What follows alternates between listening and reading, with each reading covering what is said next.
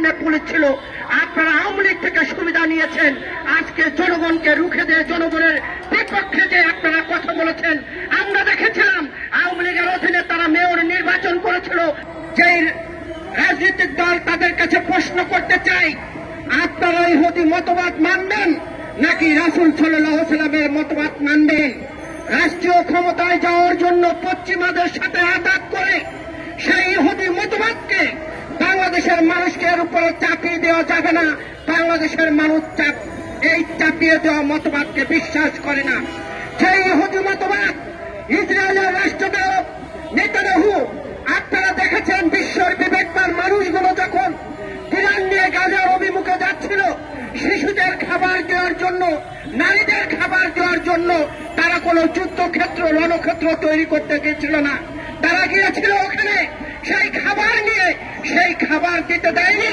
সেই ইসরায়েলের নেতানিয়াহু রাষ্ট্রনায়ক তাদেরকে কিভাবে গ্রেপ্তার করেছে, তাদেরকে কি অবস্থায় রেখেছে আপনারা জানেন। বাংলাদেশের পক্ষ থেকে একজন সাংবাদিক শহীদুল ইসলাম ভাই, তিনি গত 17 বছরে তিনি প্রতিবাদ করেছে বাংলাদেশের মানুষ এবং বাংলাদেশের মানচিত্রকে আজকে বিশ্বর দরবারে বিবেকবান বলে পরিচিত করেছে, যে বাংলাদেশের মানুষও বিবেকবান, বাংলাদেশের মানুষও মানবাধিকার নিয়ে কাজ করে। সেই শহীদুল ইসলাম ভাইও এখন অসুস্থ, আমরা তার জন্য দোয়া করি। আমি বলতে চাই যে ইসলামিক রাজনৈতিক দল, যে ইহুদি রাষ্ট্রনায়ক নেতানিয়াহুর যে পদ্ধতি, সেই পদ্ধতি বাংলাদেশের মানুষকে যদি চাপিয়ে দিতে চান, সেই পদ্ধতি কিভাবে রুখে দিতে হয়, বাংলাদেশের মানুষ রাজনৈতিকভাবে গণতান্ত্রিকভাবে সেই পদ্ধতিকে ইতিমধ্যে উড়িয়ে দিয়েছে, সামাজিকভাবে, রাজনৈতিকভাবে এবং সকল পর্যায়ে। আজকে এখানে যারা আছেন, আমি আমার কথা শেষ করতে চাই, আমাদেরকে খুব সতর্ক থাকতে হবে। ইতিমধ্যে প্রতিবেশী একটি দেশ এই দলকে পুরাদমে খেয়ে ফেলেছে। এই দলকে তারা নার্সিং করছে। আগামী যে ফেব্রুয়ারি নির্বাচন, এই নির্বাচনকে কিভাবে বানচাল করার চেষ্টা করা হয় এবং এই নির্বাচনকে কিভাবে বানচাল করা যায়।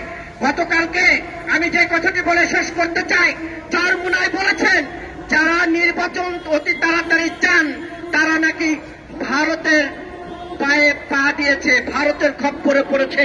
আমি তাদেরকে প্রশ্ন করতে চাই, আওয়ামী লীগের লোকজনই কিন্তু তাদের দাঁত ভেঙে দিয়েছিল। কাজেই যারা এই ধরনের কথাবার্তা বলবে, যারা গণবিরোধী কথাবার্তা বলবে, যারা নির্বাচনকে ভয় পায়, যারা ভারত এবং আওয়ামী লীগ থেকে সুবিধা নিয়ে নতুন ষড়যন্ত্রে মেতে উঠেছে, তাদেরকেও আমাদের রাজনীতিকভাবে মোকাবেলা করতে হবে। সকলেই যদি সতর্ক না থাকে, তাহলে আকাশে যে কালো মেঘ দেখা যাচ্ছে, সেখান থেকে পরিত্রাণের উপায় নেই। ভারত এবং আওয়ামী লীগ যৌথ প্রযোজনায় বাংলাদেশে আবার নতুন করে ষড়যন্ত্র করে জাতীয় নির্বাচনকে তারা কালক্ষেপণ করার চেষ্টা করছে। আমরা আসুন আজকে এখান থেকে শপথ নেব, বাংলাদেশের সার্বভৌমত্ব, স্বাধীনতা, গণতন্ত্র রক্ষা করার জন্য সকল শ্রেণী পেশার মানুষকে ঐক্যবদ্ধ হওয়ার আহ্বান জানিয়ে আমি আমার কথা শেষ করছি। দেখা